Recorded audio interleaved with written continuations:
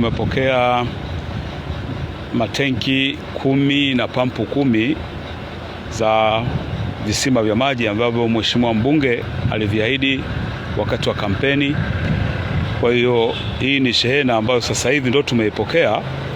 Matenki haya yenyewe yana ujazo wa lita 10,000 kila tenki, na pampu zake halikadhalika ni nzuri zenye viwango ambavyo vitaweza kukidhi na kupampu maji na kuyajaza kwenye matenki haya na wananchi waweze kuyatumia kikamilifu. Matenki haya yanakwenda kutumika kwenye vijiji 10 ambavyo viliahidiwa wakati wa kampeni. Kwa hiyo hili ni zoezi endelevu ambalo analifanya Mheshimiwa mbunge kwenye jimbo hili la Namtumbo, Daktari Juma Zuberi Homera, kwa kuondoa changamoto za maji ambazo ziko kwenye jimbo hili la Namtumbo. Kwa hiyo sasa hivi tunaanza na hizi kata 10. Baadaye zitaendelea tena kata zingine 10 mpaka Mheshimiwa mbunge atakapohakikisha kwamba kwenye jimbo hili tatizo la maji linakuwa limekwisha kabisa. Tuwaombe wananchi wa Namtumbo na hasa hivi vijiji 10 ambavyo vinaenda kupewa matenki haya waweze kutunza miundombinu hii iweze kudumu na iwasaidie kwa muda mrefu ili waondokane kabisa na tatizo la upatikanaji wa maji kwenye maeneo yao. Kwa jina naitwa David Mkondia, ni meneja RUWASA Namtumbo. Kwanza kabisa ni mshukuru Mheshimiwa mbunge, leo tarehe 24 mwezi wa 4 2026 tumeweza kupokea matenki kwa ajili ya kuhifadhi maji yenye ujazo wa lita 10,000.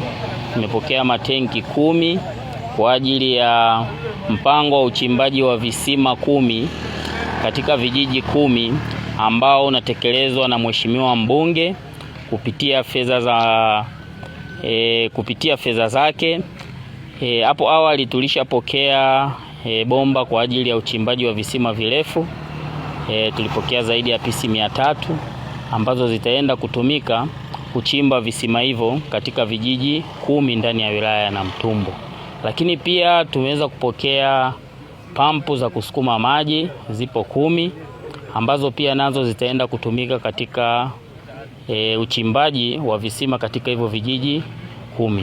Mpango huu ni sehemu ya juhudi za Mheshimiwa mbunge katika kutatua changamoto ya upatikanaji wa huduma ya maji katika wilaya ya Namtumbo, na hii ikiwa ni awamu yake ya kwanza.